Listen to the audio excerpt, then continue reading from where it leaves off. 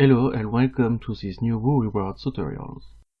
Today we are going to learn how to install Woorewards Pro on your website.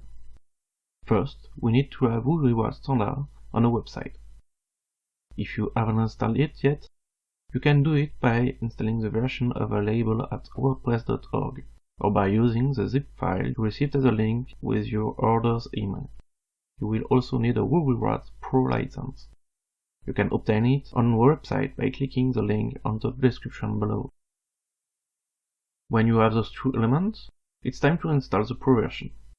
Go to your Woorewards administration and click on the Activated Your License button in the top right corner.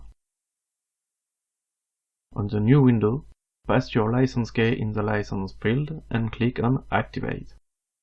If your license key is accepted, you will get the message Woorewards is now activated. Now that Woorewards is activated, you can install the Pro version by clicking the Install Pro version now button. Wait for the process to complete and you will get the following message: Plugin updated successfully, and then Plugin reactivated successfully. The installation process is now complete. You can go back to your Woorewards administration. You now have access to all the features of Woorewards Pro. That's all for today. Thanks for watching and see you in another video.